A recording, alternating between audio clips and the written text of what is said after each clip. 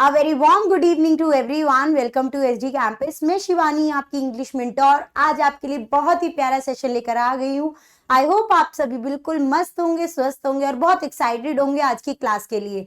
तो बच्चा पार्टी, आज की जो क्लास रहने वाली है वो हम PYQ सेशन पूरा सॉल्व कराएंगे. यानी कि पूरा PYQ 2023 में जो एग्जाम आया था, क्वेश्चन पेपर आया था, उसे आज हम लोग सॉल्व कराएंगे एक बहुत ही फुल फ्लेज तरीके से. सबसे पहले हम लोग इंग्लिश, उसके बाद सारे सब्जेक्ट्स जैसे मैथ, रीजनिंग और जीके जीएस, ये सारे इसी वीडियो में, इसी लेक्चर में आप लोगों को प्रॉपरली कराए जाएंगे. तो बच्चा पार्टी जल्दी से कमेंट बॉक्स ऑन कर लीजिए क्योंकि आंसर्स आप लोगों को देने हैं. इससे स्टार्ट करें. अगर मैं बात करूं बच्चा पार्टी, कोई भी बच्चा अगर जवाहर नवोदय विद्यालय एंट्रेंस एग्जाम की प्रिपरेशन करना चाहता है और चाहता है कि इस साल 2024 में उनका एग्जाम इजीली हो सके, 2025 में इजीली एग्जाम दे सके और क्लियर हो जाए, तो उसके लिए आप लोग हमारे टारगेटेड बैच के साथ जुड़ सकते हैं क्योंकि 2025 और 2026 टारगेटेड बैच ऑलरेडी रनिंग है. आप लोग एनरोल करा सकते हैं हमारे.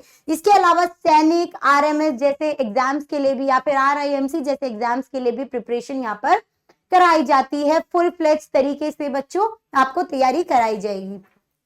इसके अलावा अगर आप लोग चाहते हैं कि मैम चलो ठीक है, टारगेटेड बैचेस भी बता दिया आपने, लेकिन मुझे एक ऐसी बुक चाहिए जहां पे मुझे इजीली हर एक चीज अवेलेबल हो, चाहे वो PYQ हो, मोस्ट इंपॉर्टेंट क्वेश्चंस हो या फिर कंटेंट हो, वो सारी चीजें मुझे एक ही जगह मिल जाए, तो वो कहाँ मिल सकती है? तो आप हमारे SG पब्लिकेशन एप्लीकेशन से आप डाउनलोड कर सकते हैं, हमारी बुक्स परचेज कर सकते हैं क्योंकि ये सारे ही सेगमेंट्स में, चाहे वो हिंदी हो या इंग्लिश हो, दोनों ही लैंग्वेज इसमें बुक्स अवेलेबल है. आप Amazon से भी परचेज कर सकते हैं, फ्लिपकार्ट, या फिर डायरेक्ट हमारे SG पब्लिकेशन स्टोर से भी आप परचेज कर सकते हैं.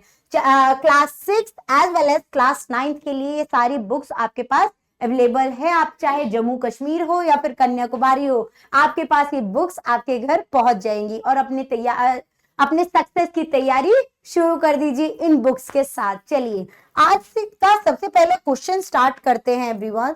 सबसे पहले क्वेश्चन स्टार्ट करते हैं क्योंकि PYQ सेशन रहेगा तो आपके 25 क्वेश्चंस इंग्लिश के रहने वाले हैं. तो आज हम लोग पहले इंग्लिश के क्वेश्चंस करेंगे, उसके बाद आपके सारे सब्जेक्ट्स इसी में ही कवर किए जाएंगे इसी लेक्चर में. ठीक है, चलिए सबसे पहले बात करूं, आइडेंटिफाई द एडवर्ब. एडवर्ब क्या होता है बच्चों? एडवर्ब क्या होता है? विच क्वालिफाई नाउन, क्वालिटीज वगैरह बताते हैं जो. ठीक है, जैसे कि she reads answer twice, she reads answer twice, तो यहाँ पर हमारा एडवर्ब कौन सा है? एडवर्ब कौन सा होगा? She reads the answer twice, यानी कि यहाँ पर ट्वाइस हमारा जो होगा वो एडवर्ब होगा. यानी कि ये कौन सा एडवर्ब है बच्चों? एडवर्ब ऑफ फ्रीक्वेंसी है. कौन सा है? एडवर्ब ऑफ फ्रीक्वेंसी आपका आंसर है. ठीक है, एडवर्ब ऑफ फ्रीक्वेंसी है जो कि आपके एक्शंस को डिस्क्राइब करने में हेल्प करता है. यानी कि आपके एक्शन को जो डिस्क्राइब करता है उसे हम एडवर्ब कहते हैं. ठीक है, चलिए नेक्स्ट क्वेश्चन पर आते हैं.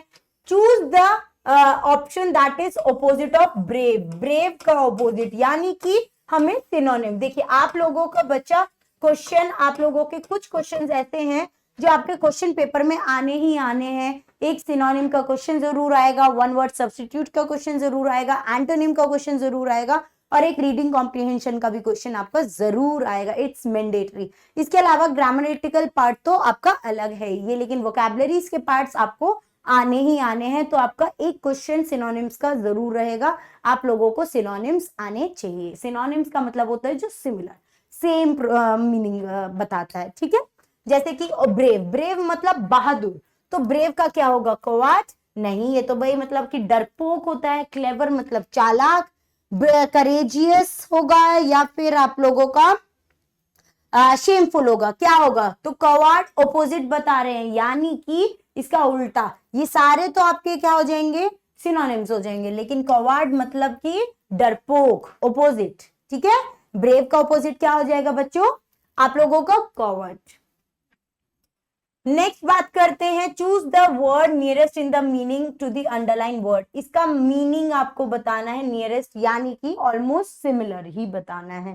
ठीक है, she requested him to drop her home. She requested him to drop her home, तो रिक्वेस्टेड का मतलब क्या होता है, जब आप किसी से बहुत पोलाइटली बात करते हैं, कुछ पूछते हैं, ठीक है, तो इसका मतलब शी ऑर्डर, ऑर्डर तो होता है भाई किसी को ऑर्डर दे देना कि तुम्हें ये काम करना है, नहीं, यहाँ पे तो रिक्वेस्ट कर रहा है, इसका मतलब यहाँ पर ये आस्क पोलाइटली, फोर्स और इंस्ट्रक्टेड और ऑर्डर तीनों ही आप लोगों, आप सामने वाले को जबरदस्ती काम करने के लिए, लेकिन रिक्वेस्ट का होता है जब आप किसी से पोलाइटली पूछ रहे हैं, ठीक है।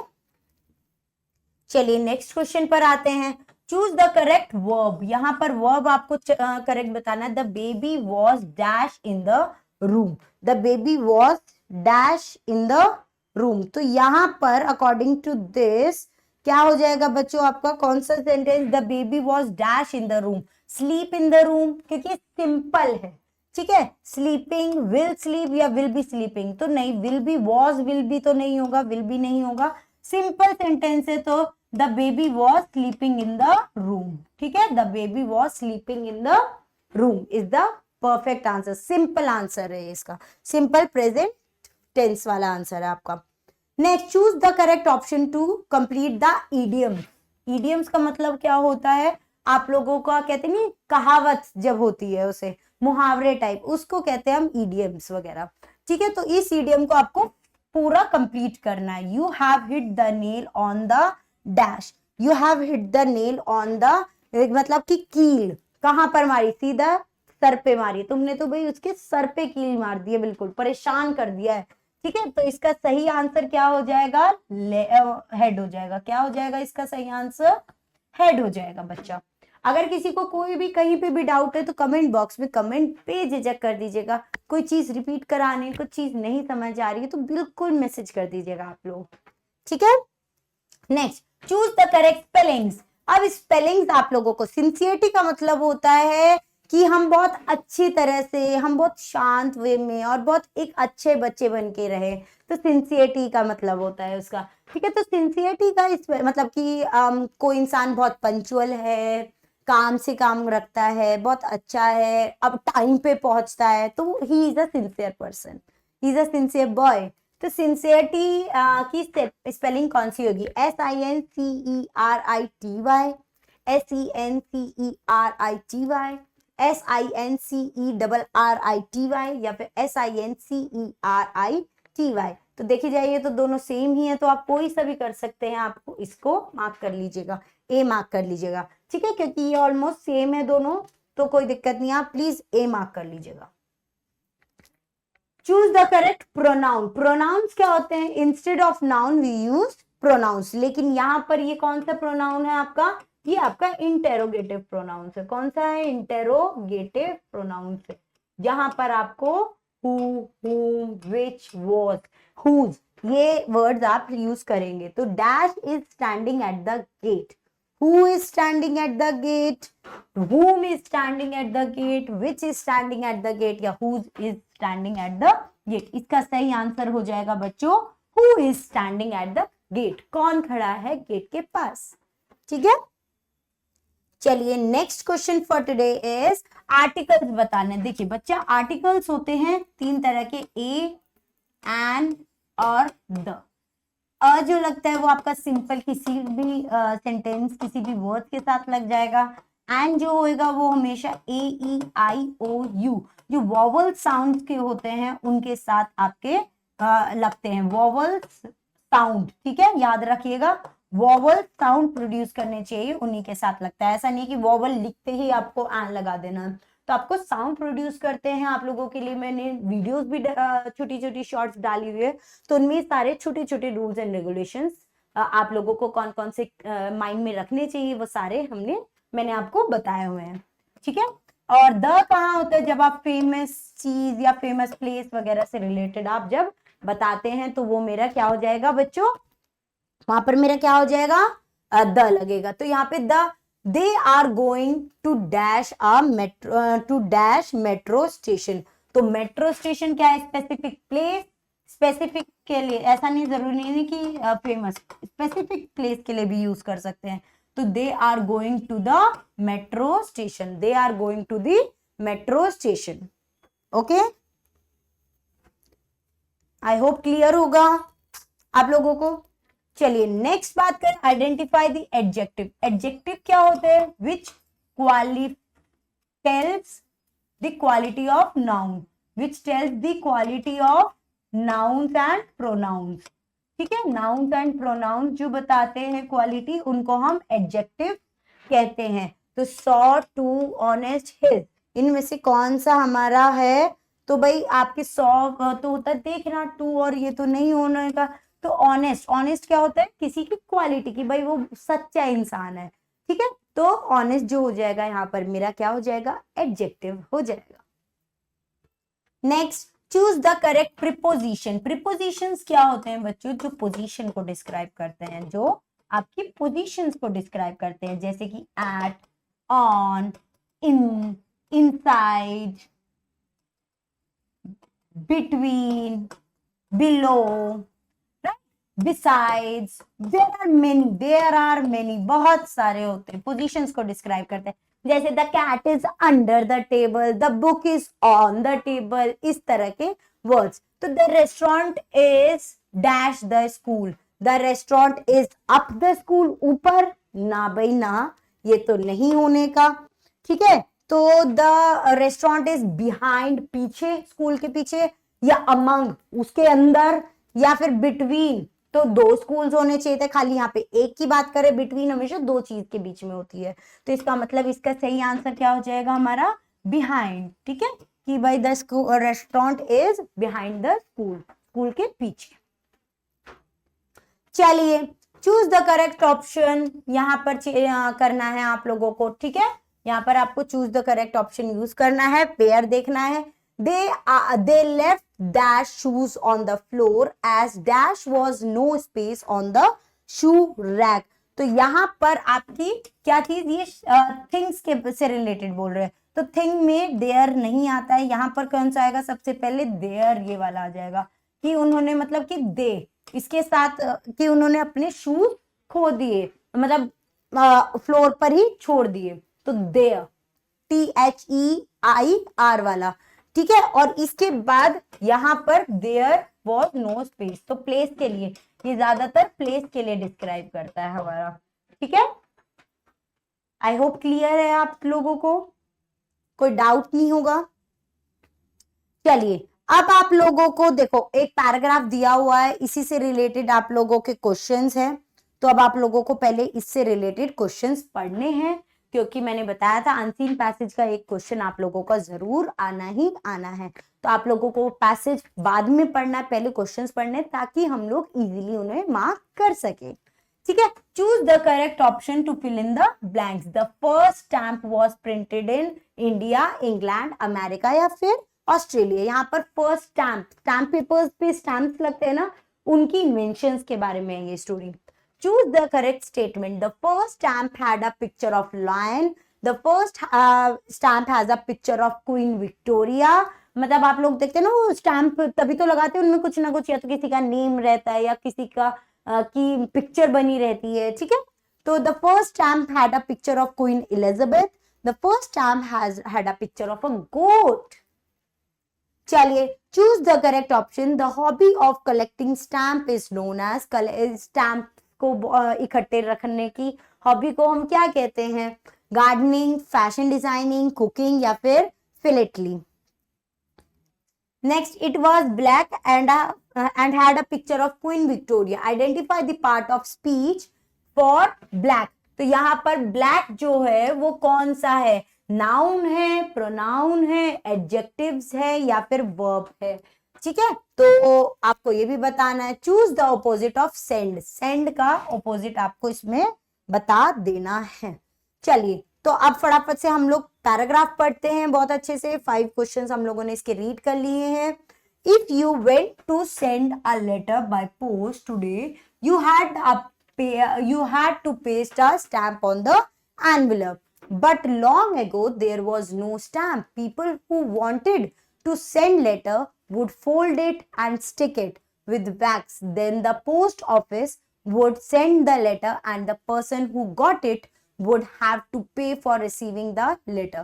The first stamp was printed in England. कहाँ पर? England. It was black and had a picture of queen Victoria, यानी कि 2 क्वेश्चंस के तो हमें आंसर्स ऑलरेडी मिल गए।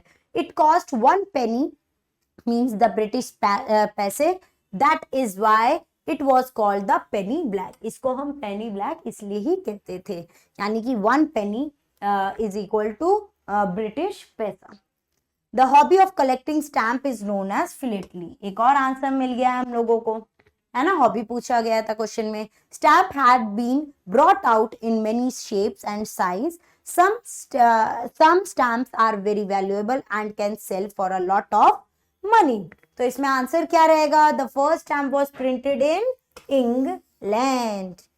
Next choose the correct option. तो किसकी फोटो थी? क्वीन विक्टोरिया की थी। किसकी थी? क्वीन विक्टोरिया की। यहाँ पर कौन सा हॉबी को क्या कहते हैं हम लोग? कलेक्टिंग स्टैम्प्स को फिलेटली। क्या कहते हैं हम लोग? फिलेटली।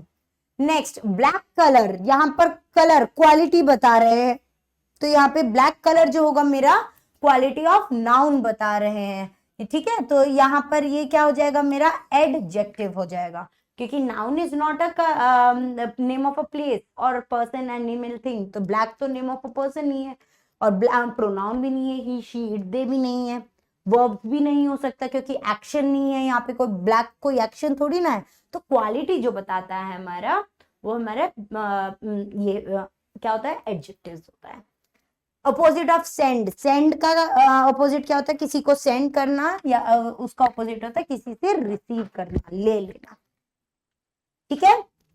चलिए next, select the incorrect option. Incorrect option बताना है आप लोगों को।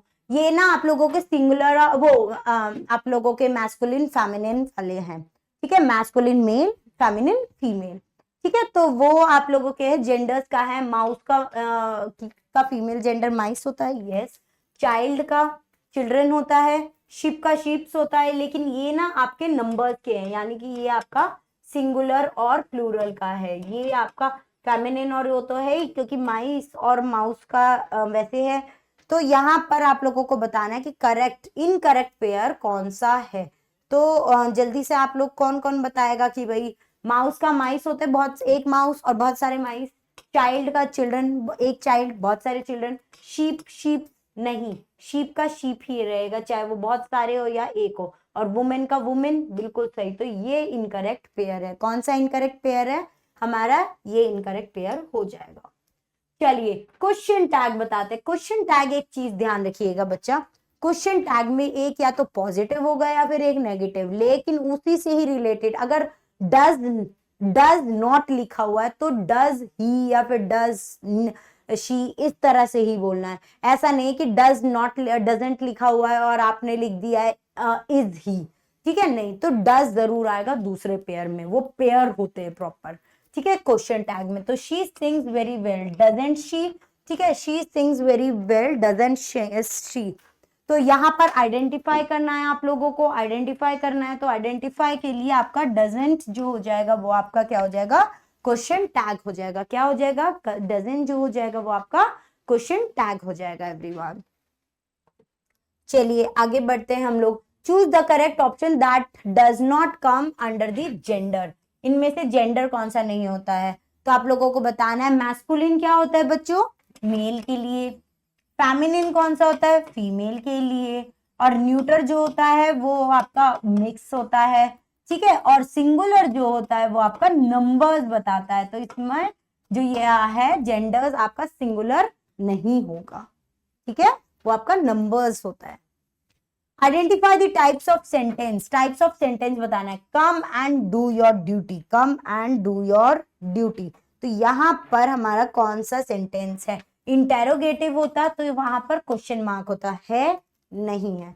एक्सक्लेमेटरी होता तो आप लोगों का एक्सक्लेमेटरी मार्क होता है, कहीं पे नहीं है। यहाँ पर एसर्टिव और इंपैरेटिव में एक फर्क है बस। एसर्टिव जो होता है वो सिंपल सेंटेंसेस होते हैं, और जो इंपैरेटिव होता है वो आप जब किसी को डिमांड, ठीक है, या किसी को ऑर्डर दे रहे हैं तो उस टाइम पर आप लोगों का क्या लग जाएगा? आप लोगों के इंपैरेटिव सेंटेंस हो जाएंगे। तो ये जो सेंटेंस है बच्चों आपका इंपैरेटिव सेंटेंस है। क्या है?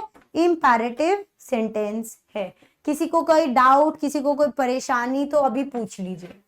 क्योंकि ऐसा ना हो कि बहुत तेजी तेजी में मैं चली गई और मैम आप लोगों का समझ ही नहीं आया। ठीक है, ये सारे वर्ड डिमांड, ऑर्डर, ड्यूटी, ये सारे आपके क्या होते हैं बच्चों, इम्पेरेटिव सेंटेंस के लिए होते हैं। क्या होते हैं बच्चों, इम्पेरेटिव सेंटेंसेस का होता है। Okay, any doubt to anyone? चलिए, laughter is the best medicine, laughter is the best medicine. तो यहाँ पर लाफ्टर जो है वो कौन सा नाउन है? अब एक बात बता देती हूँ, आप लोगों के 5 टाइप्स ऑफ नाउन होते हैं। एक होता है आप लोगों का कॉमन नाउन, जो बहुत कॉमनली यूज करते हैं, जैसे कि बॉयज, गर्ल, जो काउंट कर सकते हैं आप लोग। ठीक है, जो काउंट कर सकते हैं, इजीली आप लोग बता सकते हैं, तो उनको हम कहते हैं कॉमन नाउन। प्रॉपर नाउन क्या होते हैं? कॉमन नाउन को ही जब डिस्क्राइब करते हैं या पर्टिकुलर नेम डिस्क्राइब करते हैं। ठीक है, जैसे कि शिवानी इज आ, जैसे Shivani is a proper noun. Next आते हैं एब्स्ट्रैक्ट नाउन, जो हमारी बच्चों फीलिंग्स, हमारे इमोशंस या हमारे एक्शन, ठीक है, इनको डिस्क्राइब करता है। कलेक्टिव नाउन क्या होता है? ग्रुप ऑफ नाउन, जब बहुत सारे नाउन्स होते हैं, बहुत सारे थिंग्स होते हैं, बहुत सारे प्लेसेस होते हैं। जैसे कि फ्लावर, फ्लावर एक फ्लावर तो हो गया सिंपल फ्लावर, लेकिन बहुत सारे फ्लावर्स को हम क्या कहेंगे? बंच ऑफ फ्लावर्स या फिर बुके ऑफ फ्लावर्स। ठीक है, इस तरह से, जैसे आर्मी ऑफ सोल्जर्स, इस तरह से जो वो होते हैं हमारे कलेक्टिव नाउन। तो यहाँ पे लाफ्टर जो है वो प्रॉपर तो होगा नहीं, कॉमन भी नहीं होगा, कलेक्टिव भी नहीं होगा, यानी कि ये हमारे इमोशंस, एक्शंस को डिस्क्राइब कर रहा है। तो यहां पर ये हो जाएगा हमारा एब्स्ट्रैक्ट नाउन। ओके एवरीवन, चलिए, choose the correct sentences where enough has been used as an adverb.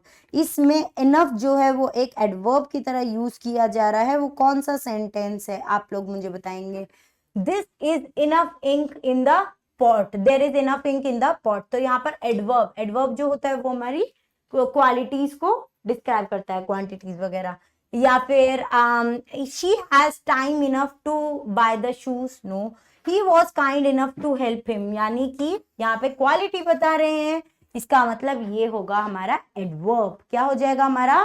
Adverb हो जाएगा। From the following, select the most appropriate option to fill in the blanks. तो यहाँ पर आप लोगों के देखी जाए तो डैश ऑफ शीप, बहुत सारी शिप के बारे में, यानी कि यहाँ पर कौन सा है? कलेक्टिव नाउन यूज हो रहा है, कलेक्टिव नाउन हो रहा है। तो बंडल होगा या फिर आप लोगों का ब्रूड होगा या फ्लीट होगा या फिर पैक होगा। देखी जाए तो पैक ऑफ वुल्स होता है। क्या? पैक्स ऑफ वुल्स होता है। बंडल ऑफ स्टिक्स होती हैं, स्टिक्स की बंडल्स होती हैं। ठीक है, ये तो आप लोगों के नहीं होने वाले। ब्रूड ऑफ चिक्स हो जाते हैं, ब्रूड ऑफ चिक्स। तो यहाँ पर क्या हो जाएगा? Fleet of ship, fleet of ship जो हो जाएगा वो बच्चों आप लोगों का क्या हो जाएगा? Collective noun. Collective noun of ship क्या हो जाएगा आपका? Breed of, fleet of ship. Choose the correct, select the sentence with correct order of words. बिल्कुल परफेक्ट वर्ड्स सेंटेंस कौन सा है इसमें से? Call each other with the mice, repeating calls, नहीं, गलत। The mice call each other with repeating calls, ये हो सकता है। The mice call repeating calls with each other, no. The mice repeating calls with each other, नहीं। तो the mice call each other with repeating calls is the perfect sequence of the sentence. Last but not the least, last question for today and but not the least question for today is select the correct option to fill in the blanks. Don't disturb me, I dash my work. Don't disturb me, I dash my work. तो यहाँ पर आपका कौन सा sentence सही होगा?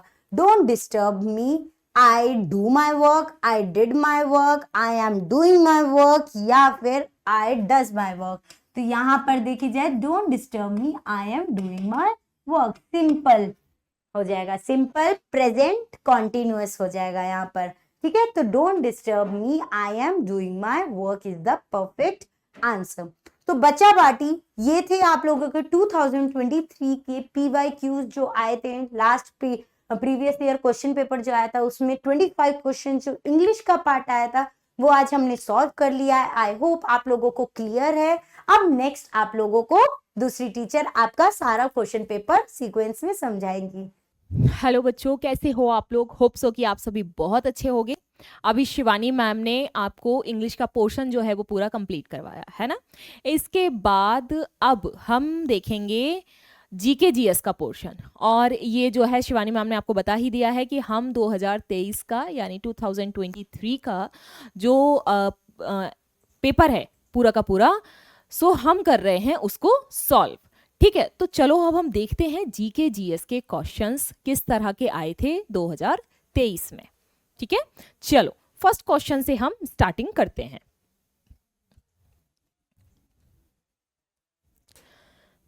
यहां पर हमारा फर्स्ट क्वेश्चन जो आया था 2023 में, फर्स्ट क्वेश्चन क्या था जीके जीएस का? When was Bangladesh formed? जो बांग्लादेश है वो कब बना था, किस ईयर में बांग्लादेश नाम का एक नया देश जो है वो बना? तो आप लोग मुझे जल्दी जल्दी से कमेंट करके बताएंगे कि बांग्लादेश किस ईयर में बना था। अब आपको अगर पाकिस्तान की हिस्ट्री पता होगी तो आपको समझ में आ जाएगा 2 मिनट में कि बांग्लादेश पाकिस्तान का ही हिस्सा था, लेकिन ये डिवाइड हुआ। अब किस ईयर में डिवाइड हुआ ये बताइए जल्दी से आप लोग।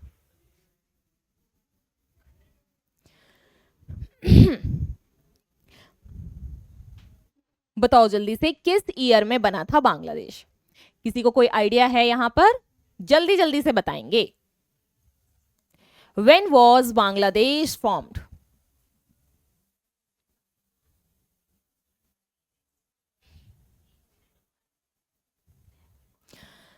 सो the right answer here is 1971। अब 1971 में जो बांग्लादेश नाम का नया देश बना, एक्चुअल में ये पाकिस्तान का ही हिस्सा था। जब 1947 में पाकिस्तान अलग हुआ तो एक नॉर्थ वेस्ट की साइड जो अभी वर्तमान में पाकिस्तान है वो पाकिस्तान था, और एक ईस्ट की साइड पाकिस्तान था। दोनों ही कंट्री ये पाकिस्तान के ही हिस्से में थी, एक नॉर्थ वेस्ट और एक आपकी ईस्ट साइड। लेकिन इन दोनों कंट्री इस कंट्री में आपस में ही डिस्प्यूट हो गए, आपस में ही इनमें तनातनी हो गई, और उसके बाद जो हमारे नॉर्थ वेस्ट में इस टाइम वर्तमान समय में प्रेजेंट टाइम में जो पाकिस्तान है, उन लोगों ने क्या किया, यहाँ ईस्ट साइड के का जो पाकिस्तान था ईस्ट में, इनके साथ में भेदभाव करना स्टार्ट कर दिया। ठीक, और उस वजह से आपसी रंजिश इन लोगों में हो गई स्टार्ट। उसके बाद फिर भारत ने इनकी मदद की, और इंदिरा गांधी के टाइम पीरियड में 1971 में पाकिस्तान को, ईस्ट में जो पाकिस्तान है उसको आज़ाद कराने में एक बहुत बड़ी भूमिका रही है इंदिरा गांधी जी की। और इसे हम एक तरह से देखें तो कूटनीति भी कहते हैं कि क्योंकि उस समय पाकिस्तान एक हमारे सर पे बैठा हुआ था, एक हमारे साइड में था, और दोनों साइड से एक कंट्री को, और वो भी इतने आतंकवादी और इतनी आतंकवादी गतिविधियां रहती हैं हमेशा पाकिस्तान की, सो उस चीज को टॉलरेट करना बहुत ज्यादा मुश्किल हो पा रहा था, भारत के लिए बहुत ज्यादा मुश्किल हो गया था। तो इस वजह से कहीं ना कहीं एक बहुत बड़ी कूटनीति मानी जाती है कि पाकिस्तान को ही तोड़ दिया, उसको एक अलग देश बना दिया, और फिर एक नया देश बना बांग्लादेश। कब? 1971 में। सो ये जो है वो यहां पर राइट आंसर होगा। नेक्स्ट क्वेश्चन की तरफ मूव करते हैं। इसमें पूछा गया है आपको एक करेक्ट ऑप्शन चूज करना है। The United nation was founded in, मतलब संयुक्त राष्ट्र यानी यूएन की जो स्थापना है वो किस ईयर में की गई थी? ईयर पूछ रहे हैं ये यहां आपसे। 1944, 1945, 46 और 47 किस ईयर में की गई थी यूएन की स्थापना? बताओ जल्दी।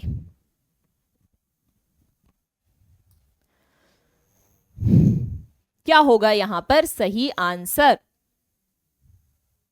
United nation.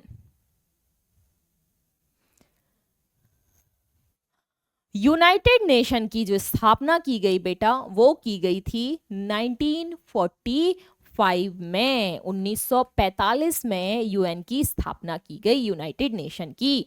ठीक है, so the right answer here is B, यानी कि 1945। ठीक, नेक्स्ट क्वेश्चन की तरफ मूव करते हैं। क्या था? ये हमारी पूरी की पूरी एक सीरीज चल रही है। इस सीरीज में हर संडे आपको प्रीवियस ईयर के जो क्वेश्चंस हैं वो मिलेंगे। सो इससे आपको आइडिया लगेगा कि क्वेश्चन जो हैं वो किस तरह के आते हैं, क्या आपके पेपर का जो क्राइटेरिया है वो क्या रहता है, किस तरह का लेवल रहता है, ये आपको समझ में आएगा। ठीक है, चलो अब यहाँ पे पूछा गया है निम्नलिखित में से मस्तिष्क यानी हमारा जो ब्रेन होता है उससे संबंधित रोग की पहचान करें। Identify from the following the disease related to the brain. हमारे ब्रेन से रिलेटेड जो डिसीज है उसको आइडेंटिफाई करना है।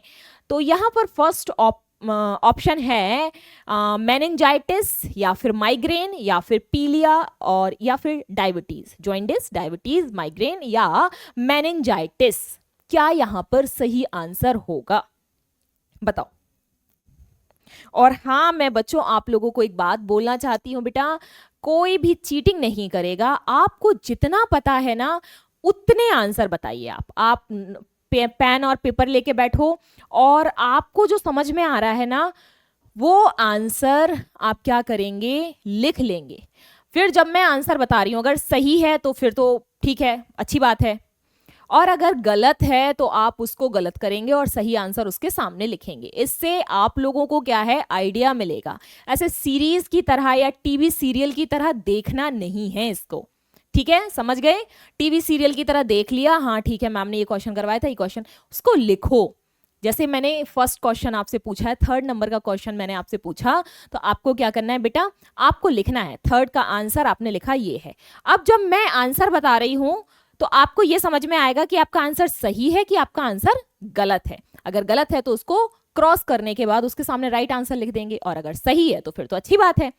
जब लिखते हैं ना हम, कुछ चीजें ऐसी होती हैं जब हम उनको लिखते हैं, कुछ चीजें नहीं, स्टडी में तो हमेशा होता है, सो वो हमेशा हमारे दिमाग में, हमारे माइंड में रह जाती हैं। जब मैं क्लास में पढ़ाती हूँ उस टाइम मैं हमेशा कहती हूँ कि अभी कुछ भी लिखने की जरूरत नहीं है, अभी सिर्फ सुनना है। फिर आप लोगों का होमवर्क क्या रहता है, मैं हमेशा होमवर्क देती हूं आप लोगों को कि अब आप लोग इसी लेक्चर को वापस से सुनेंगे और अब आप चीजों को लिखेंगे। उसके बाद फिर आप लोगों के माइंड में तीसरी बार, और अगर आपने 3rd टाइम और आपने उसी चीज को रिवाइज कर लिया ना, वो लाइफ टाइम के लिए आपके माइंड में बैठ जाएगी चीज। समझ में आया? चलो, तो अभी आप लोगों को समझ में आ गया होगा कि कैसे करना है। तो 3rd आंसर बताओ क्या है?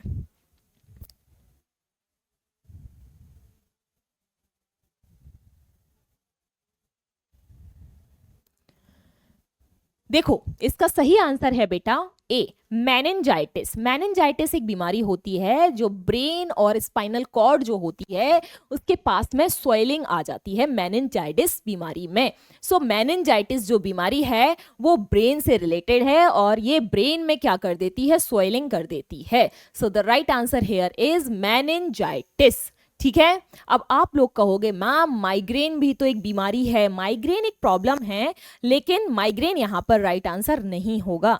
जो राइट आंसर है वो क्या है, हमारा दिमाग से पूछा गया है, दिमाग से रिलेटेड। तो दिमाग से रिलेटेड जो बीमारी है, अगर हमें इस बीमारी के बारे में प्रॉपर तरीके से पता होगा ना, मेनिंजाइटिस के बारे में, तो हमें समझ में आ जाएगा बहुत अच्छे से कि हाँ भाई ये एक डिसीज है दिमाग से जुड़ी हुई, जो क्या करती है, दिमाग में स्पाइनल कॉर्ड के पास में दिमाग में ये हमारे क्या कर देती है, स्वेलिंग आ जाती है, इसकी वजह से तो प्रॉब्लम क्रिएट हो जाती है। ठीक है, नेक्स्ट क्वेश्चन क्या है, चूज द करेक्ट ऑप्शन। क्या करेक्ट ऑप्शन चूज करना है? जो गाय का गोबर होता है उसका यूज जो है वो खाद बनाने के लिए खाद के रूप में किया जाता है, क्योंकि इसमें क्या होता है, इसमें फिल इन द ब्लैंक्स जो है वो बहुत ज्यादा मात्रा में पाया जाता है। अब क्या पाया जाता है फिल इन द ब्लैंक्स में? नाइट्रोजन है, शुगर है यानी शर्करा है, या फिर मर्क्यूरी है, या फिर कैल्शियम है। क्या इनमें से सबसे ज्यादा मात्रा में गाय के गोबर में पाया जाता है? Fill in the blanks complete करना है हमें। जल्दी से बताएंगे कि क्या इसका राइट आंसर होगा। पहले तो आप अपने नोट पैड पे लिखेंगे, उसके बाद फिर जल्दी से कमेंट बॉक्स में बताएंगे। बताओ जल्दी से क्या इसका राइट आंसर है।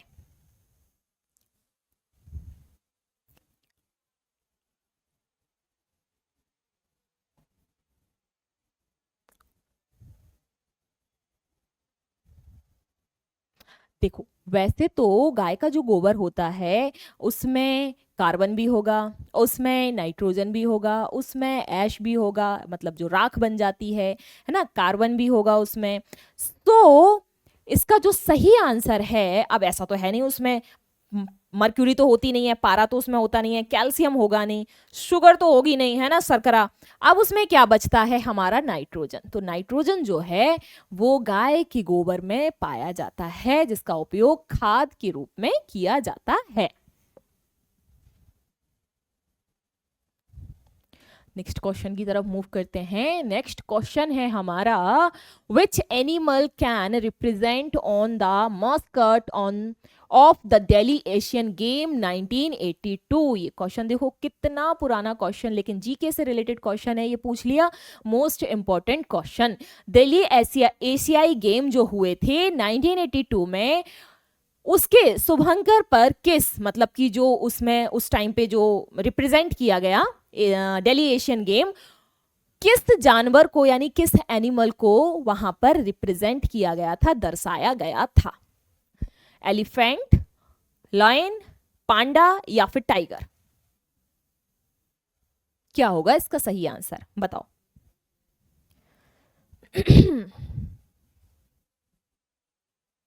जल्दी से कमेंट करो, और पहले अपनी नोटबुक में आप लोग नोट करेंगे, उसके बाद कमेंट करेंगे। बताओ जल्दी से क्या है इसका आंसर। बहुत सारे बच्चे गलत देंगे, आई नो। सो इसका आंसर मैं ही बता देती हूं। जो सिंबल था वो था कौन सा, एलिफेंट रिप्रेजेंट किया गया था, हाथी, हाथी को रिप्रेजेंट किया गया था। ठीक है, नेक्स्ट क्वेश्चन। ये तो बहुत इजी है और मुझे लगता है सारे बच्चे इसका सही आंसर देंगे। The deficiency of which of the following vitamin cause rickets. Rickets नाम की जो बीमारी है वो किस विटामिन की कमी की वजह से हो जाती है।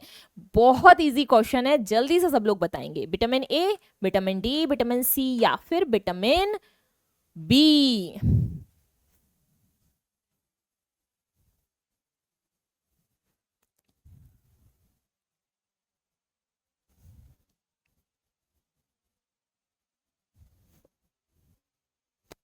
कौन सी डिफिशियंसी पूछ रहा है वो, रिकेट्स पूछ रहा है।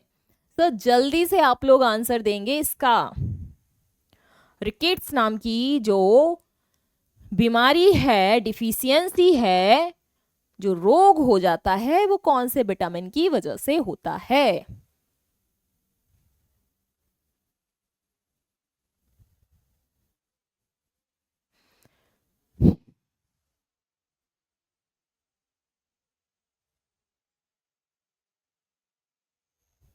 बिल्कुल सही। सो the right answer here is vitamin D. अब विटामिन डी की जब कमी हो जाती है तो क्या हो जाता है बच्चा पार्टी, तो जो बोन्स होती हैं ह्यूमंस की वो बहुत ज्यादा वीक हो जाती हैं। ठीक है, बोन्स जो होंगी बेटा वो बहुत ज्यादा वीक हो जाती हैं विटामिन डी की कमी से। अब विटामिन डी सबसे अच्छा कहाँ मिलता है हमें, तो सबसे अच्छा विटामिन डी मिलता है सुबह सुबह सूरज की रोशनी में। अब 12 बजे मत खड़े हो जाना गर्मी की धूप में कि 12 बजे हम खड़े हो गए सूरज की रोशनी लेने के लिए क्योंकि विटामिन डी ले रहे हैं, नहीं। सुबह का जो सूरज निकलता है 5 साढ़े 5 बजे, सर्दियों के गर्मियों के टाइम निकल जाता है 5:30 6 बजे के आसपास, है ना, सर्दी में थोड़ा सा लेट निकलता है। तो जो सुबह की जो किरणें होती हैं सूरज की वो बहुत अच्छी होती हैं और उससे हमें हमारी बॉडी को पर्याप्त मात्रा में विटामिन डी जो है वो मिल जाता है। ठीक है, नेक्स्ट क्वेश्चन की तरफ मूव करें।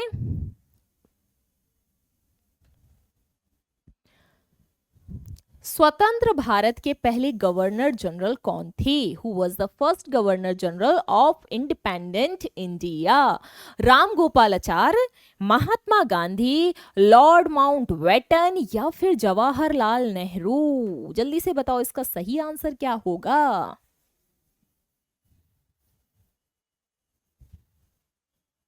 क्या होगा इसका सही आंसर? जल्दी से बताएंगे सारे बच्चे। इसका आंसर सबको पता होना चाहिए, मैंने क्लास में इसका आंसर बताया है, इसकी हिस्ट्री भी बताई है मैंने पूरी क्लास में। तो आप लोग बताओ जल्दी से क्या है इसका आंसर? स्वतंत्र भारत के the first governor general of the independent India कौन थे?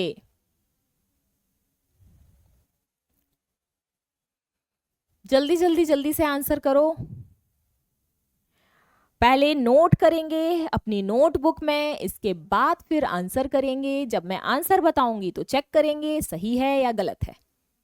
गलत होगा तो उसका सही आंसर नोट कर लेंगे उसी के सामने, ठीक है? तो कौन थे भैया इंडिपेंडेंट इंडिया के जो गवर्नर जनरल थे? वो थे लॉर्ड माउंटबेटन। और जब तक भारत में रहे, जब भारत इंडिपेंडेंट हो गया, आज़ाद हो गया, तो लॉर्ड माउंटबेटन थे, भारत में रहे। इन्होंने बहुत कोशिश की कि भारत और पाकिस्तान का बंटवारा ना हो, पर ये कामयाब नहीं हो पाए, क्योंकि ये चाहते थे कि कहीं ऐसा ना हो कि आने वाला जो फ्यूचर होगा भारत का, वो इस चीज़ के लिए जिम्मेदार मानेगा हमें ब्रिटिशियर्स को कि भाई भारत और पाकिस्तान का बंटवारा करवा दिया। लेकिन कहीं ना कहीं करवाया तो अंग्रेजों ने ही था, ब्रिटिशियर्स ने ही करवाया था। इन्होंने बहुत कोशिश की पर ये रोक नहीं पाए। तो स्वतंत्र इंडिपेंडेंट इंडिया के जो गवर्नर जनरल थे, फर्स्ट गवर्नर जनरल, वो लॉर्ड माउंटबेटन थे। ये नाम हमको याद रखना है। अब यहां पर एक क्वेश्चन आता है, ये क्वेश्चन अच्छा है, होप सो कि आप लोग जवाब दे पाओ, होप सो। उस भारतीय परमाणु भौतिक विज्ञान की पहचान करें जो Tata institute of fundamental research के संस्थापक, निदेशक और भौतिकी यानी फिजिक्स के प्रोफेसर थे। Identify the Indian nuclear physicist who was the founding director and professor of the physics to the Tata Institute of Fundamental Research। So हमें उनका नाम बताना है। ये 4 नाम दिए गए हैं, इनमें से आपको क्या लगता है कौन होगा? इसके अलावा हमें ये भी बताना है, आप लोगों को ये भी बताना है, ये जो Tata institute of fundamental research है ये कहां पर है? ये भी आप लोगों को रिप्लाई करके जल्दी से बताना है कमेंट में। बताओ ये कहां पर है? तो कौन थे डायरेक्टर एंड प्रोफेसर, और ये जो इंस्टीट्यूट है वो कहां पर है?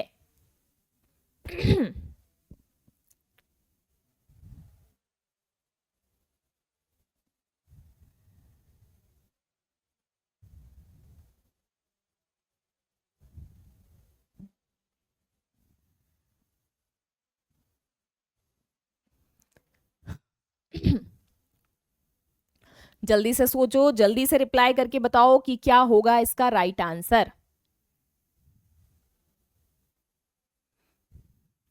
देखो सिंपल सी बात है, अब आर्यभट्ट तो हो नहीं सकते क्योंकि वो तो इस टाइम पीरियड में थे ही नहीं।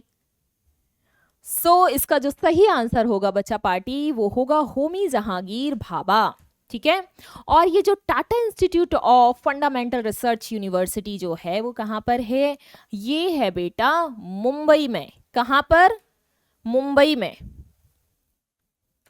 मुंबई में है ये Tata institute of fundamental research, ठीक है? ये हमें 2 क्वेश्चन याद रखने, देखो एक में ही 2 क्वेश्चन बन गए, है ना? सो ये हमें याद रखना है कि कहां पर है, लोकेशन कहां पर है।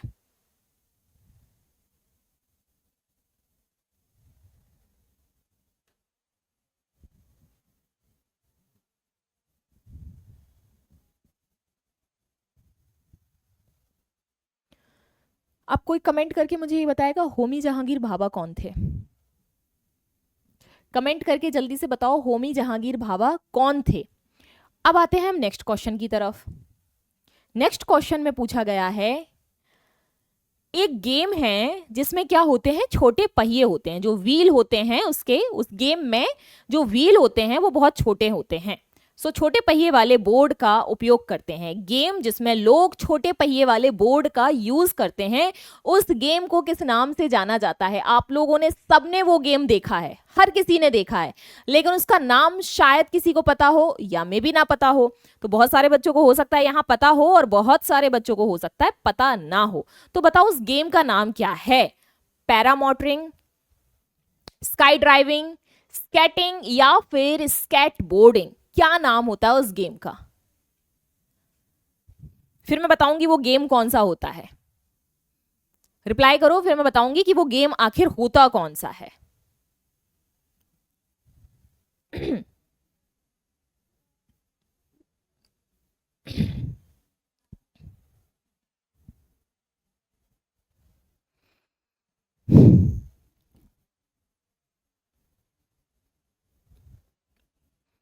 हम्म चलो मैं बता देती हूँ। उस गेम का नाम है स्केट बोर्डिंग। अब स्केट बोर्डिंग होता क्या है? देखो स्केट बोर्डिंग कैसा होता है, एक आप लोगों ने देखा होगा, और कहां पर इसका ट्रेंड ज्यादा है? यूएसए में। इस तरह का एक बोर्ड होगा, उसके नीचे इतने छोटे छोटे से पहिए लगे होते हैं, और लोग जो हैं, कोई एक इंसान है फॉर एग्जाम्पल, वो इसके ऊपर ऐसे खड़ा हुआ है।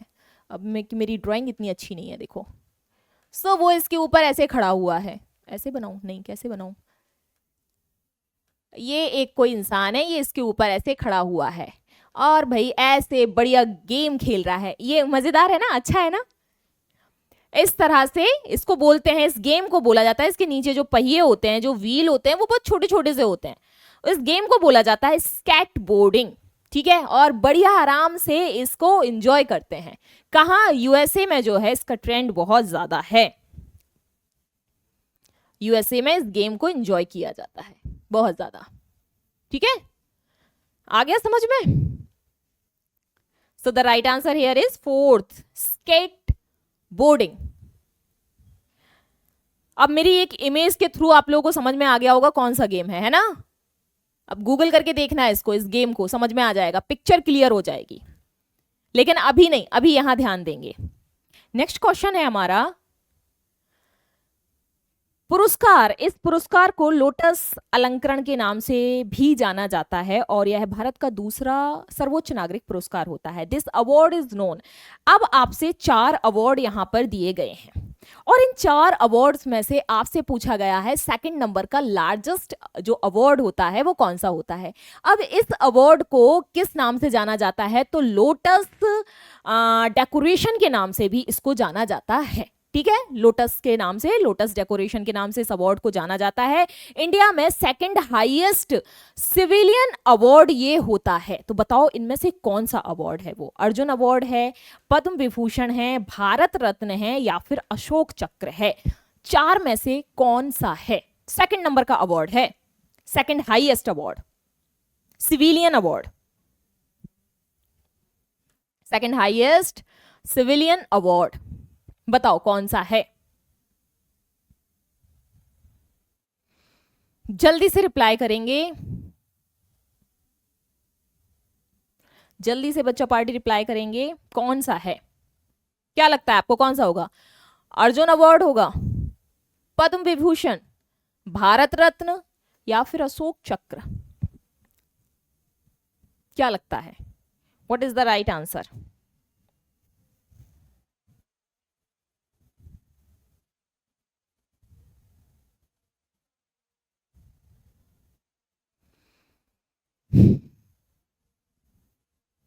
कुछ बच्चे कह रहे हैं भारत रत्न। भारत रत्न जो है बेटा वो फर्स्ट नंबर का अवार्ड है भारत में। फर्स्ट नंबर का highest civilian award Bharat Ratna है, फर्स्ट नंबर पे आता है भारत रत्न, ठीक है? और सेकंड नंबर पे सिविलियन के तौर पर अगर हम देखते हैं सिविलियन अवार्ड, सेकंड नंबर पर हमारा पद्म विभूषण आता है बेटा। और यहाँ पर जो पूछा गया है आंसर वो कौन सा पूछा गया है? पद्म विभूषण के बारे में पूछा गया है। So Padma Vibhushan second highest civilian award होता है और इस अवार्ड को लोटस अलंकरण या फिर लोटस डेकोरेशन के नाम से भी जाना जाता है। इस चीज को हम याद रखेंगे। अर्जुन अवार्ड तो गेम में दिया जाता है, कौन से गेम में दिया जाता है ये मैंने आप लोगों को करवाया है टेस्ट सीरीज जो आपकी चल रही हैं, हर रोज जो आपकी क्लासेस चलती हैं उसमें स्टैटिक जीके में मैंने ये क्वेश्चन करवाया है। तो जिन बच्चों ने देखा है सेशन पूरा, उनको पता है कि भैया अर्जुन अवार्ड कब दिया जाता है। तो आप लोग जल्दी से कमेंट करके बताओ कि भैया अर्जुन अवार्ड कब दिया जाता है, ये मैं नहीं बताऊंगी। नेक्स्ट क्वेश्चन आता है 2007 में पद्म विभूषण पुरस्कार जीतने वाले पहले खिलाड़ी हैं। Fill in the blanks is the first sport person to win the Padma Vibhushan Award in 2007। 2007 में पद्म विभूषण जीतने वाले पहले स्पोर्ट्स पर्सन कौन हैं? विश्वनाथन आनंद, सुनील गावस्कर, कपिल देव या सचिन तेंदुलकर? बताओ। अब हमें यह भी पता होना चाहिए कि भाई सुनील गावस्कर कौन है, कपिल देव कौन है, सचिन तेंदुलकर कौन है और विश्वनाथन आनंद कौन है और किस प्लेयर का किस गेम से संबंध है। तो हम समझ पाएंगे यहां पर राइट आंसर क्या हो सकता है। चलो जल्दी से आंसर दो, बताओ जल्दी से। बोलो बोलो जल्दी बोलो। हाँ, कुछ लोग बोल रहे हैं सचिन तेंदुलकर, कुछ लोग बोल रहे हैं सुनील गावस्कर, कपिल देव। ना ना ना ना ना, the right answer here is 2007 में पहले स्पोर्ट्स पर्सन जिनको पद्म विभूषण दिया गया उनका नाम है विश्वनाथ आनंद। विश्वनाथ आनंद किस गेम के प्लेयर हैं, कौन सा गेम खेलते हैं भैया? तो ये चेस खेलते हैं। चेस गेम जो है वो खेलते हैं, बहुत फेमस हैं। इनके बारे में थोड़ा सा गूगल कर लेना, समझ में आ जाएगा। Next question, choose the correct option to fill in the blanks. क्या करना है भाई? Mountains arrange in a line is known as. जो पर्वत होते हैं वो एक व्यवस्थित यानी कि सिस्टमैटिकली जो अरेंज होते हैं उसको कहा जाता है क्या? इसको रेंज कहा जाएगा, फोल्ड माउंटेन कहा जाएगा, पीक कहा जाएगा या टेबल माउंटेन कहा जाएगा? किस नाम से जाना जाता है जो सिस्टमैटिकली जो माउंटेन्स होते हैं वो अरेंज होते हैं, उसको किस नाम से जानते हैं हम? बताओ।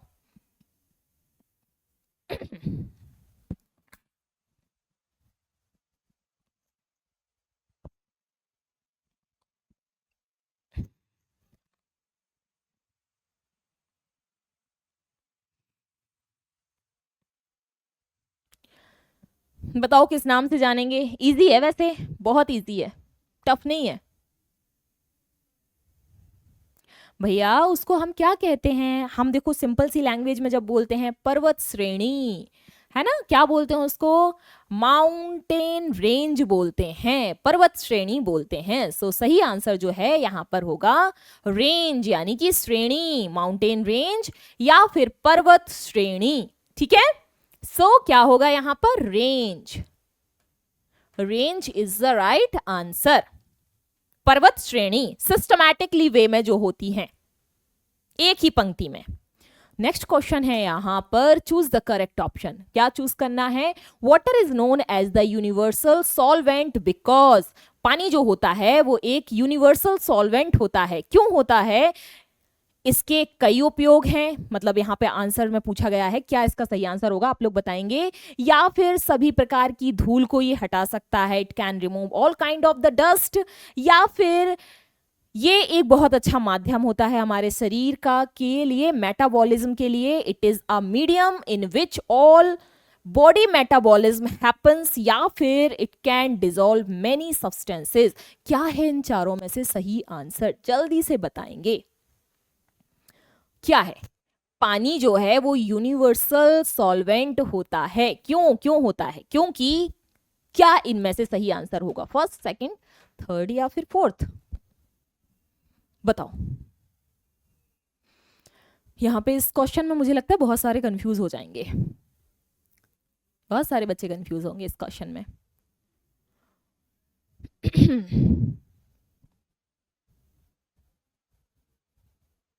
नहीं पता?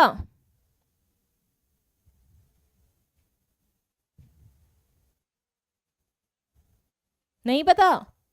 तो इसका सही आंसर होगा बेटा, बहुत इजी तो है, फोर्थ नंबर का क्वेश्चन क्या करता है, it can dissolve many substances, ये कई पदार्थों को अपने अंदर घोल सकता है। अब यहाँ पे ये बात नहीं कही गई है कि हर एक पदार्थ को अपने अंदर घोल लेता है, नहीं, लेकिन बहुत सारे सब्सटेंसेस जो होते हैं उन्हें क्या कर देता है, डिसॉल्व कर लेता है।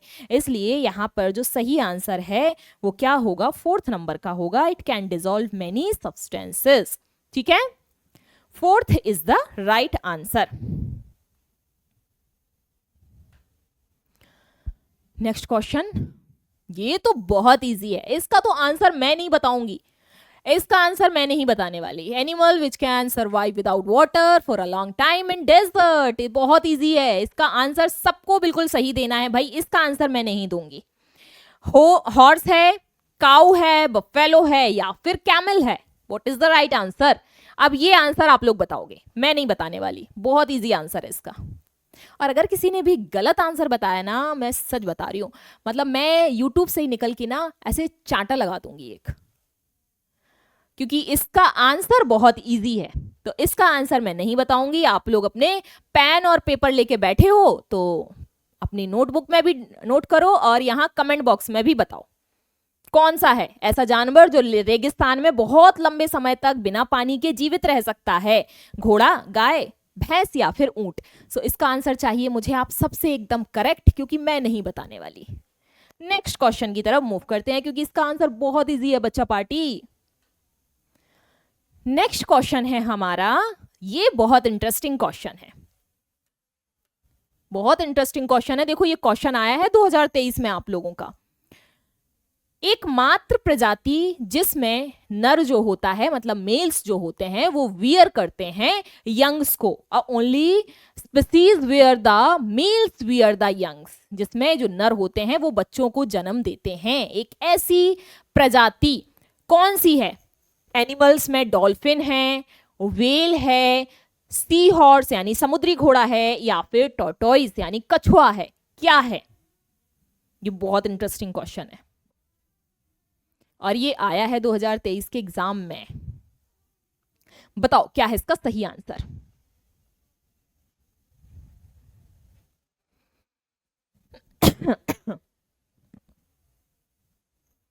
बताओ जल्दी से क्या है? तो the right answer here is sea horse. जो सी हॉर्स होता है उसमें जो मेल होते हैं वो वियर करते हैं यंग वंस को, ठीक है, अपने बच्चों को मेल वियर करते हैं। उनमें से जो प्रजाति है उसका नाम है क्या? Sea horse. ठीक है, भूलना नहीं है, याद रखना है इस क्वेश्चन को।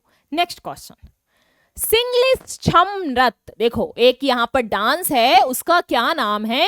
सिंगलिश। सिंगलिश Cham dance is related to which state? अब देखो मैं आप लोगों को एक बात बता दूं बच्चा पार्टी, एक तो बुक से रिलेटेड कि कौन सी ये वाली बुक किसने लिखी थी, इससे रिलेटेड एक क्वेश्चन आता ही है हर साल, और एक आपसे नृत्य जो डांस होते हैं वो पूछ लिए जाते हैं। 2024 का जो पेपर सॉल्व करवाया था उसमें भी डांस था, बिहू डांस के बारे में पूछा था। देखो 2023 में भी ये वाला क्वेश्चन आ गया, यहाँ पे कौन सा डांस पूछा है? सिंगलिश छम डांस के बारे में पूछा है।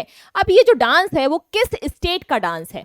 असम का है, मणिपुर का है, सिक्किम का है या फिर केरल का है? इन चारों स्टेट में से किस स्टेट का डांस है सिंगलिश छम? नाम इंटरेस्टिंग है ना, अच्छा नाम है ना, सिंगलिश छम। सुन के ही ना डांस करने का मन कर गया होगा बहुत सारे बच्चों का, तो छम छम है ना बच्चों? चलो बताओ जल्दी से क्या है इसका राइट आंसर। कुछ लोग कंफ्यूज हो रहे होंगे, अभी पता है किसमें कंफ्यूज हो रहे होंगे? केरल का तो मुझे पता है, बहुत सारे बच्चे श्योर हो गए होंगे केरल तो नहीं है मैम। अब ये मे बी मणिपुर हो सकता है या सिक्किम हो सकता है या असम भी हो सकता है। असम तो नहीं होगा, असम तो हम लास्ट टाइम कर चुके हैं, है ना, असम तो नहीं है। तो अब इनमें से दो तो आप लोग क्रॉस कर दो। अब बताओ ये मणिपुर का है या सिक्किम का है? दो में से सही आंसर क्या होगा आप लोगों के अकॉर्डिंग? फिर मैं बताऊंगी सही answer.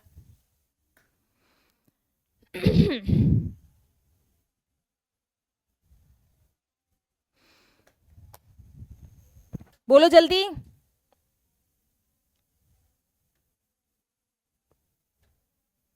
So the right answer here is बेटा सिक्किम। सिंगलिश छम जो डांस है वो सिक्किम का डांस है, ठीक है, सिक्किम स्टेट से रिलेटेड है ये डांस।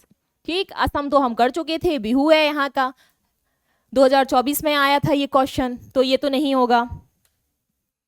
नेक्स्ट क्वेश्चन, ये क्लास में भी करवाया है मैंने क्वेश्चन कई बार, एक दो बार टेस्ट में भी दिया है आप लोगों को। The instrument use to measure the speed of a vehicle is, vehicles की स्पीड को मापने वाला जो इंस्ट्रूमेंट होता है उसको क्या कहा जाता है? स्पीडोमीटर, फोटोमीटर, ऑडोमीटर या फिर टैकोमीटर, इन चार में से क्या कहेंगे? और बहुत इजी है, मैंने क्लास में भी आप लोगों को करवाया है ये। जब मैंने आप लोगों को इंस्ट्रूमेंट्स पढ़ाए थे डेली लाइफ के, जो साइंटिफिक मेजरमेंट वाले जो इंस्ट्रूमेंट होते हैं, उसमें मैंने आप लोगों को पढ़ाया था, फिर एक दो बार आप लोगों को टेस्ट में भी करवाया है। So the right answer here is speedometer. क्या होगा बेटा?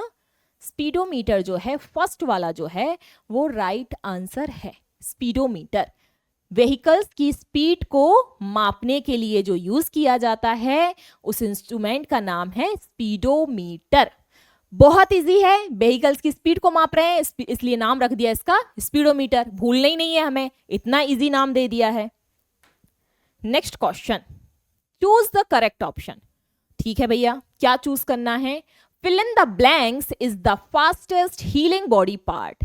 फिल इन द ब्लैंक्स मतलब खाली स्थान, सबसे तेजी से ठीक होने वाला शरीर का जो अंग होता है वो कौन सा होता है? हमारी टंग है, लीवर है, या फिर हमारी लार्ज इंटेस्टाइन है, या फिर हमारी स्किन है? बॉडी का वो पार्ट जो सबसे जल्दी ठीक हो जाता है। और कहते हैं कि पहले आप लोग आंसर बताओ फिर मैं बताऊंगी, जो कहावत है वो मैं बाद में बताऊंगी, पहले आप लोग आंसर बताओ।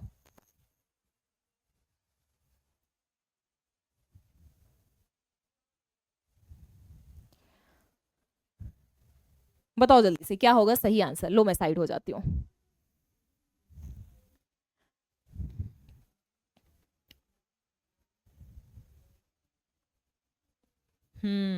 ठीक है, तो बेटा यहाँ पे जो सही आंसर है वो है टंग। जो जीभ होती है ना, जीभ के जो घाव होते हैं वो सबसे पहले बहुत जल्दी हील होते हैं। और ऐसा कहते हैं कि जुबान के घाव ही सबसे पहले हील होते हैं और जुबान से दिए गए घाव ही कभी हील नहीं हो पाते, बहुत वक्त लगता है। मतलब क्या है इस बात का? सिंपल सा मतलब है इस बात का कि अगर हम किसी से प्यार से नहीं बोलेंगे, कड़वा बोलेंगे, तो जो कड़वी बातें हैं वो जीवन भर के लिए क्या होती हैं? सामने वाले के साथ में हमारे रिलेशंस को, हमारे रिश्ते को खराब कर देती हैं। इसलिए हमेशा मीठा बोलते रहना चाहिए, हर किसी से बहुत प्यार से, इज्जत से, सम्मान से बात करनी चाहिए, क्योंकि जुबान के दिए हुए घाव ही नहीं भर पाते जिंदगी भर। कई बार कुछ लोग इतना कड़वा बोल जाते हैं कि वो घाव या वो बातें वो इंसान कभी भूल नहीं पाता, और जुबान के घाव ही सबसे पहले भरते हैं साइंटिफिकली। ठीक है, तो ये तो मैंने आप लोगों को एक सीख भी दे दी कि हर बच्चा हर किसी से बहुत इज्जत से, बहुत प्यार से और बहुत रिस्पेक्ट के साथ बात करेगा। और ये तो फिर गुड मैनर भी है, हम सबको आना चाहिए, ये मैनर सीखना चाहिए हमें। ठीक है, कभी भी किसी के इंसल्ट या कभी भी किसी के लिए बुरा नहीं बोलना चाहिए, है ना? सो साइंटिफिकली हमारी बॉडी पार्ट जो होती है, बॉडी पार्ट में जो सबसे जल्दी हील होने वाला पार्ट है वो टंग है, हमारी जीभ होती है।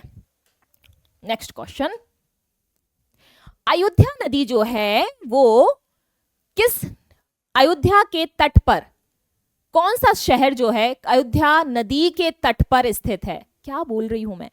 अयोध्या जो है वो कौन सी नदी पर स्थित है या कौन सी नदी तट पर स्थित है? Ayodhya is located on the banks of the river. Ayodhya जो शहर बना हुआ है वो कौन सी नदी पर बना हुआ है? बात खत्म। कौन सी नदी पर बसा है अयोध्या शहर? गंगा है, सरयू है, गोदावरी है या फिर यमुना है? बताओ।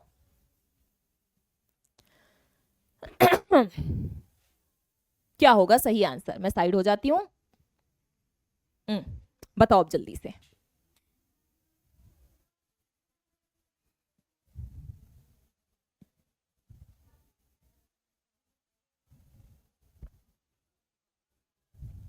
क्या होगा सही आंसर? तो भैया जो अयोध्या नदी है, जो अयोध्या शहर है, वो सरयू नदी के तट पर बना हुआ है। Saryu is the right answer. और इसी सरयू नदी में भगवान श्री राम ने अपनी लास्ट टाइम पर अपनी समाधि ली थी।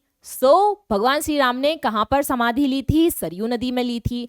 अयोध्या जो शहर है वो कौन सी नदी के तट पर बना हुआ है? कौन सी नदी तट पर बसा हुआ है पूरा का पूरा शहर? The right answer here is Saryu. ठीक है, भूलना नहीं है हमें ये नाम। अच्छा, अब देखो यहां पर एक फैक्ट आता है, गोदावरी को साउथ की गंगा कहा जाता है। गोदावरी नदी जो है इसको साउथ की गंगा भी कहा जाता है, या साउथ की गंगा जो है वो किस नदी को कहा जाता है? अगर ऐसा क्वेश्चन आता है तो भैया किसको कहा जाता है बेटा? वो है गोदावरी नदी। ठीक, 2 क्वेश्चन हो गए यहीं पर आपके। अरे ये क्या हुआ? नेक्स्ट क्वेश्चन है आपका। नेक्स्ट क्वेश्चन में आपसे पूछा गया है कि एक लड़की है संजना। अब संजना क्या देखती है कि जैसे बीज जो है वो क्या हो रहा है, सीड जो है जर्मिनेट हो रहा है, और अंकुरण युवा पौधा में जो अंकुरित जो हो रहा है, सीड जो अंकुरित हो रहा है वो एक यंग प्लांट में कन्वर्ट हो रहा है। तो बीज की पत्तियों का आकार धीमे धीमे छोटा होता जाता है। अब जब ये बीज की पत्तियों का आकार जो है वो धीमे धीमे से छोटा होता जा रहा है, इसके पीछे का रीजन क्या है, ये आपसे पूछा गया है। तो सबसे फर्स्ट वाला जो आंसर है, बीज की पत्तियां वापस बीज के आवरण में अवशोषित हो जाती हैं। मींस इंग्लिश में the seed leaves are absorb back into the seed coat, या फिर जो सनलाइट होती है, द सनलाइट विदर्स, विदर्स मतलब मुरझाना। So the sunlight withers the seed leaves, यानी कि सूरज की रोशनी बीज की पत्तियों को क्या कर देती है? मुरझा देती है। या फिर थर्ड वाला, बीज की पत्तियों में मौजूद भोजन का उपयोग बढ़ते पौधों द्वारा किया जाता है, या फिर इनमें से कोई नहीं। The food in the seed leaves has been used by the growing plants. क्या होगा इनमें से, या फिर इनमें से कोई नहीं? क्या होगा सही आंसर?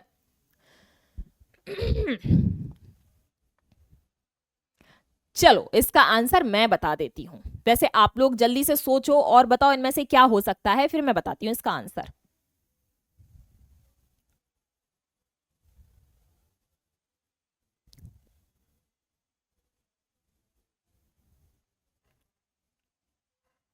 देखो इसके पीछे का जो रीजन होता है, जो बीज की पत्तियां होती है ना बच्चा पार्टी, उनमें क्या होता है? बीज की पत्तियों में होता है फूड, और वो फूड जरूरी होता है बढ़ते हुए प्लांट के लिए। इसलिए क्या होता है? पत्तियों का आकार धीमे धीमे धीमे धीमे छोटा होता चला जाता है। ठीक है, ये है इसका सही answer. Third is the right answer. Next question है हमारा,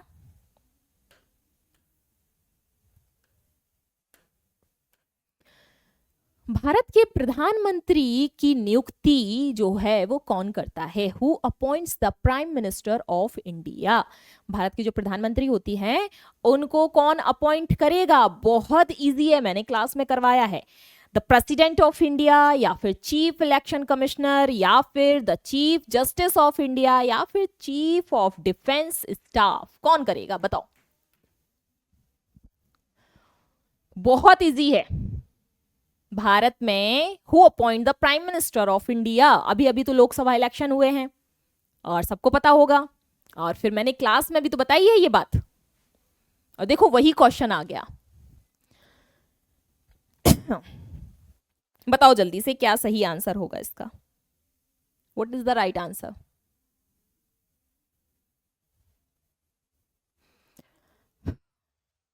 तो बच्चा पार्टी बिल्कुल सही, बहुत सारे बच्चों का सही आंसर आया है, एकदम बिल्कुल सही बेटा। जो अपॉइंट करता है ना प्राइम मिनिस्टर को, वो कौन करेगा बेटा? राष्ट्रपति करता है, द प्रेसिडेंट ऑफ इंडिया करता है। फिर जितने भी मेंबर्स होते हैं, जितने भी मिनिस्टर्स होते हैं जो कि इलेक्ट होके जाते हैं हमारी पार्लियामेंट में, उन सबको पहले प्रधानमंत्री, उसके बाद प्रधानमंत्री की राय पर, यानी कि प्रधानमंत्री बोलेगा, सो प्रधानमंत्री की राय पर बाकी जितने मिनिस्टर्स होते हैं उन सबको शपथ दिलाई जाती है। अपॉइंट करता है कौन? प्रेसिडेंट। ठीक है, सो प्रेसिडेंट अपॉइंट करेगा प्रधानमंत्री को भी, यानी प्राइम मिनिस्टर को भी, और फिर प्राइम मिनिस्टर की राय पर बाकी और जो मिनिस्टर्स हैं उनको। ठीक है,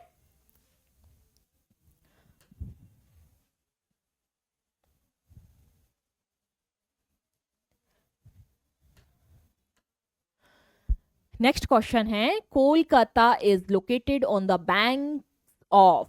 अब यहाँ पे कोलकाता सिटी के बारे में पूछ लिया, तो एक क्वेश्चन हमें समझ में आ गया, एक या दो क्वेश्चन आपसे ये पूछे जाएंगे, भैया कौन सी नदी पर कौन सा शहर बसा हुआ है। एक सरयू नदी का पूछा आपसे, अयोध्या किस नदी पर बसा हुआ है।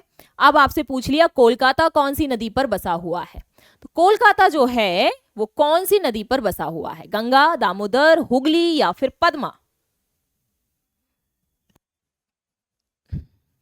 अब यहां पर मैं आप लोगों को एक और इंटरेस्टिंग फैक्ट बताऊंगी, इसी क्वेश्चन में से एक क्वेश्चन और बताऊंगी आपको, बहुत इंटरेस्टिंग। पहले इसका आंसर करो क्या होगा।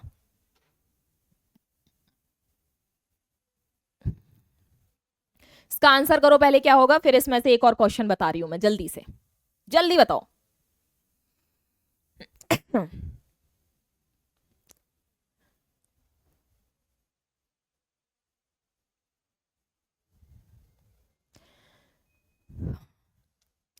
सो बेटा जो कोलकाता है, कुछ बच्चे बोल रहे हैं गंगा, कुछ बोल रहे हैं पद्मा। अब सुनो मेरी बात, पहले तो ये सुन लो कि कोलकाता किस नदी पर बसा हुआ है। सो कोलकाता बेटा हुगली नदी पर है। कहां है, हुगली। सी इज द राइट आंसर, यहां पे सी। अब जो पद्मा बोला गया है, ये पद्मा देखो, अब यहां से तीन क्वेश्चन बन रहे हैं। गंगा का दूसरा नाम ही पद्मा नदी है, गंगा नदी को ही पद्मा बोला जाता है, लेकिन कहां बोला जाता है। जब ये गंगा नदी कहां पर जाती है, बांग्लादेश जाती है, तो उस जगह पर इसको पद्मा के नाम से जाना जाता है। गंगा नदी को ही पद्मा के नाम से जाना जाता है, पर कहां पर, बांग्लादेश में। बांग्लादेश में इसको पद्मा के नाम से जानते हैं। ठीक है, समझ में आया। तीन क्वेश्चन हो गए यहां पर हमारे। कोलकाता किस नदी पर बना हुआ है, कोलकाता जो शहर बसा हुआ है वो हुगली नदी पर बसा हुआ है। गंगा का दूसरा नाम क्या है, अगर ऐसा क्वेश्चन आ जाता है उसमें दो नदियों का नाम कुछ अलग लिखा हुआ है, कोई दो साउथ की नदी लिखी हुई है जैसे कावेरी और कृष्णा लिखा हुआ है, और वहां पे गंगा का दूसरा नाम पूछा है आपसे, कावेरी कृष्णा, और वहां पे लिखा हुआ है दामोदर, और दूसरा नाम आपका फोर्थ नंबर का जो नाम है आपका लिखा हुआ है पद्मा, तो गंगा नदी का ही दूसरा नाम पद्मा है। और अगर आपसे ये क्वेश्चन पूछ लिया जाता है कि पद्मा, गंगा नदी को पद्मा के नाम से किस जगह पर जाना जाता है, या किस कंट्री में पद्मा के नाम से बुलाया जाता है, तो कहां बुलाया जाता है भैया, बांग्लादेश में। ठीक है, ये तीन क्वेश्चन है जो एक ही क्वेश्चन में आपको मैंने बता दिए। अब देखो बहुत अच्छा क्वेश्चन पूछ लिया यहां ग्वालियर से रिलेटेड, और मैं हूं ग्वालियर से, तो मुझे आ गई घर की याद। ग्वालियर में स्थित इस महल का निर्माण ग्वालियर के महाराजा जिवाजीराव सिंधिया ने करवाया था। इसमें इटालियन और टस्कन शैली की वास्तुकला है, मतलब आर्किटेक्चर जो है वो इटालियन आर्किटेक्चर है और टस्कन स्टाइल का आर्किटेक्चर है वहां का। और यह कोई संग्रहालय मतलब कि कोई म्यूजियम जो है वो नहीं है, and it is not a museum.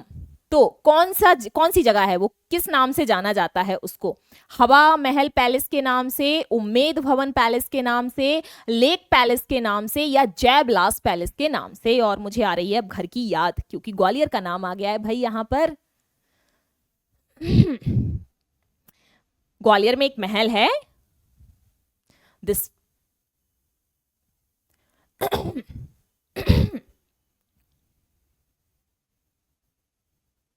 जो एक पैलेस है वो कहां पर है, लोकेटेड इन ग्वालियर, ग्वालियर में है, and was build by the Maharaja of Gwalior Jiwajirao Scindia. और भैया इट हैज इटालियन और टस्कन स्टाइल का जो आर्किटेक्चर है वहां का, और ये एक म्यूजियम नहीं है। तो भाई किस नाम से जाना जाता है ये बताओ।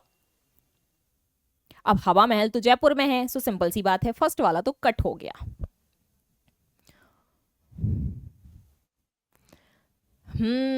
बहुत अच्छे, कुछ बच्चे रिप्लाई कर रहे हैं, very good. The right answer here is fourth, Jai Vilas palace है, और बहुत ही सुंदर आर्किटेक्चर है यहाँ का, बहुत ही सुंदर, मतलब सच में एकदम मस्त जगह है घूमने वाली। So the right answer here is Jaivilas palace. Jaivilas palace की गूगल करके पिक्चर्स निकालना, देखना, ठीक है। चलो नेक्स्ट क्वेश्चन है हमारा, रामायण में भगवान श्री राम ने सीता से विवाह कहाँ किया था? In Ramayan where did lord Shri Ram marry with Mata Sita? कहां पर किया था? अयोध्या में किया था, पंचवटी में किया था, चित्रकूट में किया था, या जनकपुरी में किया था? बताओ कहां पर किया था। अच्छा, 2024 का जब हम क्वेश्चन पेपर सॉल्व कर रहे थे, वहां पर हमने देखा था रामायण से जुड़ा हुआ एक क्वेश्चन पूछा गया है 2024 के पेपर में। 2023 के पेपर में भी रामायण से जुड़ा हुआ एक क्वेश्चन तो पूछा ही गया है बेटा। सो हमें समझ में आना चाहिए कि रामायण से जुड़ा हुआ भी एक क्वेश्चन आएगा, ठीक है।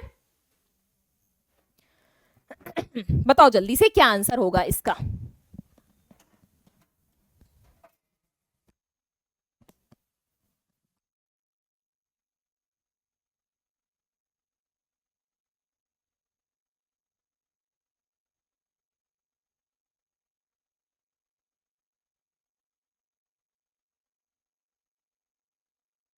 हेलो हेलो, हाँ ठीक है, ऑडिबल।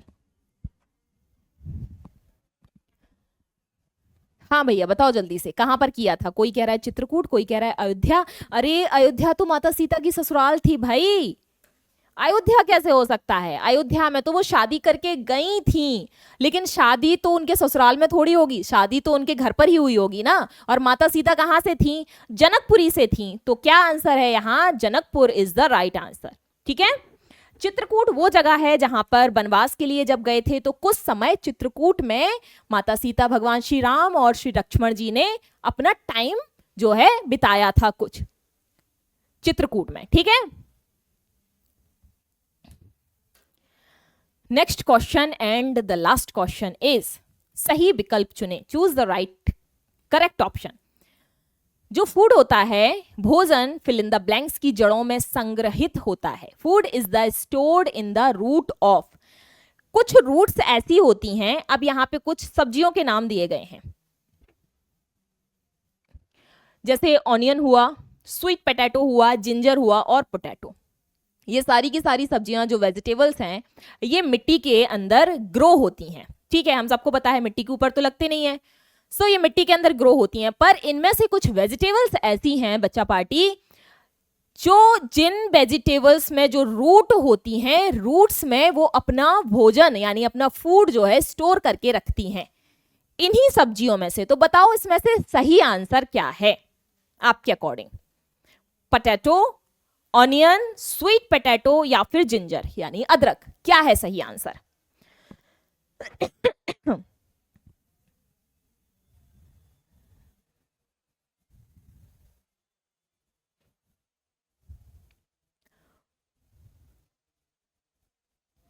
सो बेटा यहाँ पे जो सही आंसर है, चलिए मैं बता देती हूँ। बहुत सारे बच्चे कंफ्यूज हो रहे हैं, कोई बोल रहा है पोटैटो, कोई बोल रहा है प्याज, कोई बोल रहा है अदरक, कोई बोल रहा है स्वीट पोटैटो। जो सही आंसर है बेटा वो है स्वीट पोटैटो। स्वीट पोटैटो हुआ, रेडिश हुई यानी मूली है, आपकी गाजर है और आपका स्वीट पोटैटो है। ये इस तरह के आपके फूड होते हैं, यानी कि ये जमीन के अंदर तो है, मिट्टी के अंदर तो है, बट ये अपने फूड को स्टोर करके रखते हैं कहाँ? रूट्स में, ठीक है। So the right answer here is sweet potato. Beetroot भी आएगा इसमें, radish, beetroot, sweet potato, ये सब अपने फूड को कहां पर स्टोर करते हैं? रूट्स में। Food is store in the roots of sweet potato. या फिर अगर यहां पर ऑप्शन होता आपका रेडिश तो रेडिश हो जाता, या फिर अगर आपका ऑप्शन होता यहां पर बीट रूट, बीट रूट मतलब चुकरकंद, सो आपका जो है आंसर हो जाता बीट रूट, ठीक है। समझ में आ गया? चलो ये थे आपके 25 क्वेश्चंस किस ईयर के? 2023 के प्रीवियस ईयर में जो क्वेश्चंस आए हैं वो। अब नेक्स्ट सीरीज लेके आएंगे और नेक्स्ट में हम 2023 से भी पीछे जाएंगे और 2022 के क्वेश्चंस जो हैं वो सॉल्व करेंगे। होप सो कि आप लोगों को ये पूरा का पूरा सेशन समझ में आया होगा, अच्छे से आप लोगों ने सॉल्व किया होगा। अब जल्दी से कमेंट करके आप सारे बच्चे मुझे बताएंगे कि किसके कितने मार्क्स आए हैं, क्योंकि मार्क्स जानना भी बहुत ज़रूरी है। अब इससे आप लोगों को ये पता लगेगा कि मैं कितना कर पा रहा हूँ, क्योंकि है पूरा पेपर है ये, जीके के कितने क्वेश्चंस आप लोगों से सॉल्व हो रहे हैं ये आइडिया लग जाएगा आपको। तो जल्दी से कमेंट बॉक्स में बताओ कि क्या कितने मार्क्स किसके आए हैं। ठीक है, मैं बैक से आप लोगों के कमेंट्स देखूंगी और मैं चेक कर लूंगी किसके कितने नंबर हैं, आप लोगों को भी आइडिया लगेगा। तो अब मिलते हैं बच्चा पार्टी नेक्स्ट क्लास में, और तब तक अपना ख्याल रखो, अच्छे से रहो और बढ़िया संडे एंजॉय करो। ठीक है, चलो बाय बाय, जय हिंद।